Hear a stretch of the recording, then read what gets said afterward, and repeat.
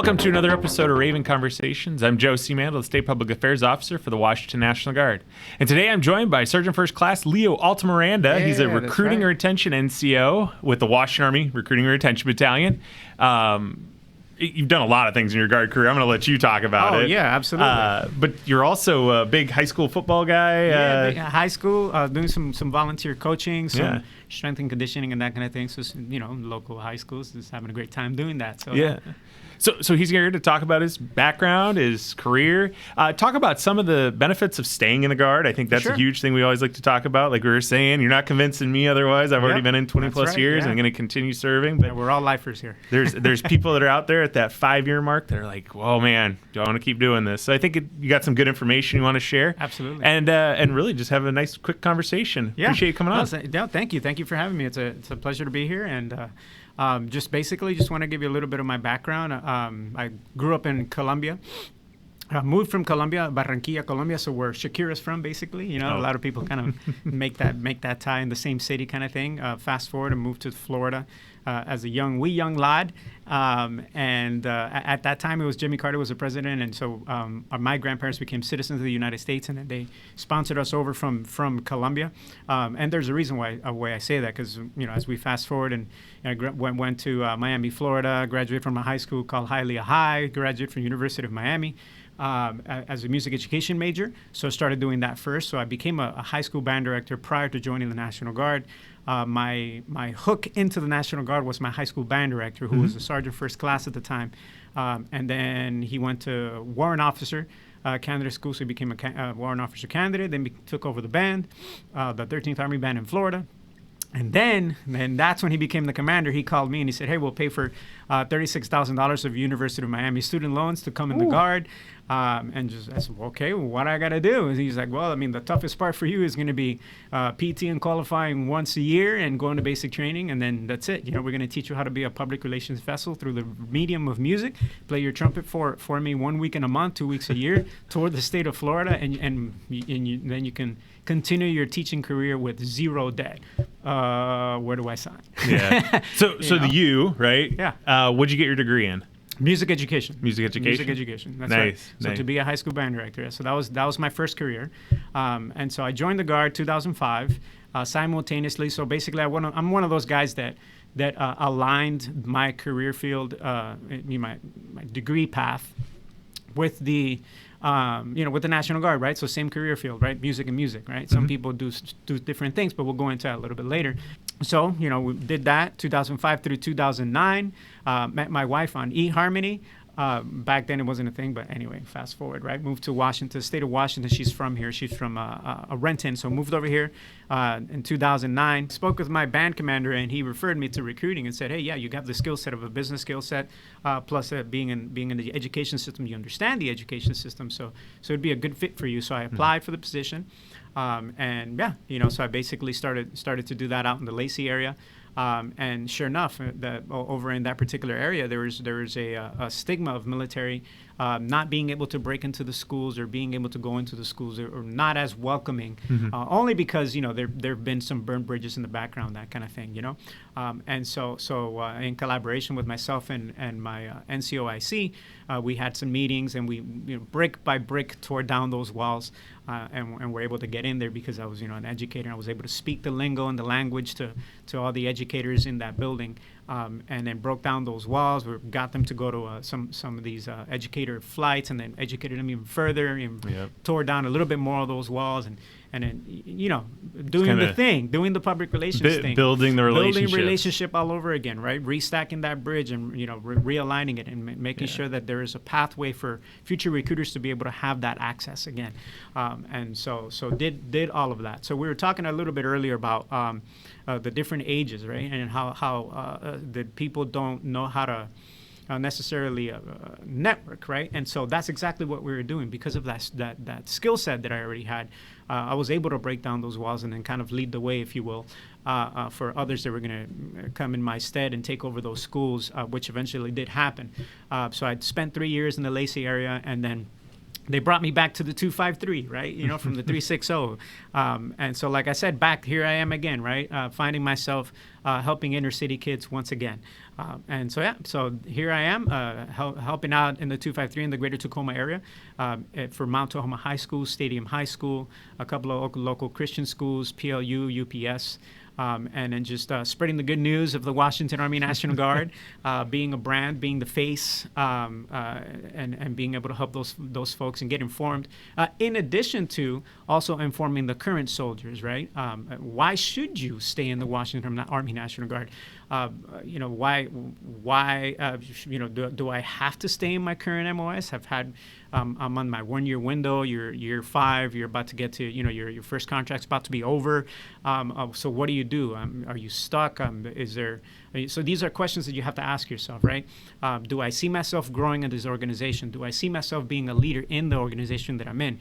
What kind of opportunities do I have? What's the timeline for that opportunity to happen? When am I going to get to NCOES if that's a possibility? Is there funding for it? And having those real conversations. Don't wait for your first line leader to come up to you and tell you, hey, here's your plan. No, devise your plan. Have that plan in advance. Have it in writing. Think about it. Think on it. It might be a great idea to jump ship and go to a different thing and get out of the Guard. But put it down on paper. You wake up 24, 48 hours later, and you're going to realize it's a really big mistake because you haven't informed yourself to be able to make such a big decision of let go of the Guard. So that comes to a question and a kind of a comment too. So we had Sergeant First Class Sarah Braun on about 3-4 weeks ago, and she had some very similar points that I think you're making that a lot of people don't think about. It's what else can I do? How can I expand my career in the Guard as well as in my civilian capacity? Hers was more focused on the education piece, and it sounds like you're looking at it from a standpoint of you're not only this thing, you can be all of these things, but you just got to educate yourself on what's out there and what's available. Yep. I mean, you have to think with the end in mind, right? And any young E4, E5, or that kind of thing, they're thinking either day to day, they're thinking a week at a time, if that, right? So they're not really thinking 5-10 years down the line, and then also coming to being okay and coming to the realization that it's not going to be a straight line. That timeline is going to have curves. There's going to be hills. You're going to get slowed down by a thing. Call it a deployment. Call it a state activation or whatever the case may be. Your education may be slowed down, but it doesn't mean that you can't get back to it, right? There's opportunities in every corner, but if you're not open to it, you don't have that growth mindset, and you're fixated on the one thing, that you're not going to grow. You're not going to find the thing that you want to pivot to. You're not going to network with the right people. You're not going to. The law of attraction is not going to kick in because you're not going to be open-minded to it, and success breeds success, right? So if you're thinking, have that mindset of growth, then you're going to be attracting those people that are going to help you, link arms and take you to where you want to go, and find those mentors along the way that could be outside of your unit. So look for them, ask questions, network, go see your previous recruiter if they're still recruiting, or go see that duty station where that recruiter came out from. Go get educated on different opportunities. So that this way you don't necessarily have to stay in your unit to get that information. Go online, go find out what it is. Different opportunities that are out there, different MOSs, or take all of these different types of personality quizzes, because you've hopefully have grown and changed since you were 17 years old if you came into the National Guard since you were 17. So there's going to be different interests. There's going to be different things. You've pivoted to all the things. One of them is like in cybersecurity, where CDU has a great opportunity right now, where you can take this, your capacity to find out where your understanding is in the cybersecurity world, in the computer science field, so then you can broaden your horizons. Go find out if it's way bigger than you think. Cybersecurity in the computer science field is so broad. So there's gonna be a fit for your personality, for your capacity to learn these things. So as long as you're moldable, teachable, and you have that teachable spirit, you're gonna find something to be able to pivot for. And the National Guard will fund it all for you. Why in the world would you get out and then have to try to do it on your own? And that's a great thing about it. You're doing this this 1 week in a month, 2 weeks a year. You're pivoting. You can pivot to a different civilian career, but why not let the National Guard do that for you? And then to circle back to my original story, so the U.S. gave me an opportunity to come from a country, a third world country, took me out of poverty. So this here, me putting my 20 plus years into the Washington Army National Guard, is a way for me to give back to the country that gave to me. So in the celebration of Hispanic heritage, here is a fellow Colombian from Barranquilla, in the melting pot of the United States, right? Giving back to the community, giving back to the country, to communities, give back to me, inner city kid, back into an inner city schools, recruiting, creating opportunity for them, talking about different pathways. So yeah, sky's the limit. Just keep at it. Don't quit. Stick to it. You're at year 5. Keep going. There's so much more to the Guard than just one particular MOS. Yeah. So outside of, you already mentioned City U and the program they have, what other incentives are out there for Guardsmen who are at that like year 5 mark? They're like, hey, like I don't know if this is for me. What are some other things that they're eligible to do? Oh my gosh, they can go check out Army Cool. They can, because not everybody's built for a 4-year university or that kind of a mindset, right? Some guys just want to be the hands-on type of guy, but they want to do it on the civilian side. They don't know how. Maybe they don't even know that the Army Cool existed, or maybe they just got one quick little briefing when they went to a Rainier reception and they forgot it all. So this is one of those things that they can go back to, find out if they can get themselves certified in a particular field in CompTIA or whatever the case may be. They may be realizing that they spent money on these certifications that they otherwise could have gone for free through the National Guard. And so yeah, the trades is a big thing. Plumbers make just as much as CEOs sometimes. It's crazy what opportunities are out there. But like again, if you're not looking, you're not going to find it. Yeah, and I think that's part of the thing is I don't think people know exactly where sometimes to look. Where are some of those places? Like you kind of mentioned, like just talk, just ask questions. Yeah, just ask questions. Go to the education department. Go see Ms. Woodall or any people in their team there. And go get that information. Go to JSS, Joint Service Support, and have one of those career support help. Those guys that are there, the career advisors, if you will. That's actually how I met Morgan Zantua. So come back to the networking piece, right? She's the one who's in charge of the City U recruiting now for the cybersecurity world. But how I met her was when I was doing substitute teaching and that kind of thing. I went to the JSS myself, took myself there to say, hey, let's see what else is out there. What else does the National Guard have, and what else is out there in the state of Washington that maybe my skill sets could be a good fit for. She's the one who got me starting my LinkedIn account. So I started my LinkedIn account. I never had one. I had Facebook. I didn't have Instagram at that time because it was before it came out. But I did have a Facebook account, and then I started the LinkedIn profile. And then just kind of continued to professionally build my network through LinkedIn and through her and her mentorship at the time. And so, yeah, and then here we are, full circle moment. We actually got her, one of her, I think it's her great nephew, recently joined the National Guard. He's in basic training right now as we speak, Gavin. And so there's a big connection. The world is a lot smaller than you think. So you open up those conversations and you're going to find, that there's a lot of connections in different people, and you're going to find what you need, right?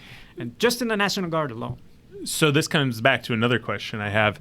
So you were a late in life recruiter, right? You had already spent much of your time in the Guard as an M-Day soldier, and then decided in 2018, it sounds like, to go the full-time route and become a recruiter. For those they're kind of like on the fence, right? And they're like, hey, I like my job, but I may want to do something else.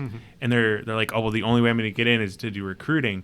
Can you talk about some of those like fears and then the benefits of coming in 2018 as a recruiter? As a recruiter? Yeah. I mean, it was a new career field, right? So there was a little bit of that fear of the unknown, right? But I mean, you're either going to fear it and run away from it, or you're going to embrace it and run towards it. So I ran towards it, and yeah, I made bunch of mistakes, man. Like it was not easy. I'm not gonna tell anybody here that recruiting was the easiest thing in the world. But as long as you're willing to be, I guess the best way to put it is be vulnerable and be true to yourself and look at yourself in the mirror and see the flaws and learn from them and pick yourself back up and fail forward instead of staying down and get out of recruiting because it's no longer for me. No, or you can learn from your mistakes, grow from them, morph, move forward, find what your niche is, find what it is that's your part of your personality that marries well with the branding of the National Guard and moving forward. So I'm in a position now where having put in 5+ years in recruiting, I'm picking up E7, about to be a master badge recruiter. I'm in a position now that I can start educating younger recruiters in that path, right, of learning how to do that. So it's a great way to get into the AGR system because it gives you a broad idea of how the entire National Guard works, of how the different units work. So if you're looking for a way to pivot to a different career field, say in the National Guard, coming into recruiting, even if it's a self-imposed broadening assignment for just say the 3 years that it is, right? It's really what it's supposed to be, is a broadening assignment for 3 years. So if this doesn't mean that you have to make a career out of recruiting, but you can utilize that as that broadening assignment to get a broader scope of what the National Guard looks like, of the different career fields, and then go ahead and pivot. Then stop recruiting, do what you got to do then get into that particular MOS, reclass. If the younger you are, the better, because then you can still get that incentive bonus, right, for reenlisting. Yeah. So how do folks watch and get a hold of you? Oh, yeah, absolutely. So I'm on Facebook. I'm on Instagram, 253-358-5830. That's my contact info. Shoot me a call, let me know, and I'd be more than happy to point you in the right direction, give you an opportunity to maybe interview me and ask me some questions about what it's like in recruiting, or just, talk to me about what you're thinking about, next steps. Hey, I need some help on creating a timeline. I don't know how to do that. I need some help maybe, getting my ducks in a row for what I have in the end in mind. Yeah. So. Anything else you want to? No, that's it. Thanks for having me here on the program. It's been a pleasure, and hope there's some folks out there that stay in the fight. Keep fighting, stay in the Guard, get informed, utilize your benefits to help move your career field forward, whether on the civilian side or on the Guard side. Do what I did and maybe flip and go to AGR, the AGR world, and leave your civilian career and then create a military career. And have those 2 pensions. That's not a bad idea. No, that's not bad at all. It's a good thing at the end of the day to have those 2. If you're interested in learning more, you can definitely put Sergeant Altamiranda's information in the notes. He's easy to get a hold of. Always happy to answer questions. Absolutely. If you like the video, give it a like, comment if you have any questions, and we appreciate you coming out. Absolutely, sir. Always appreciate it. All right. Thanks for having me.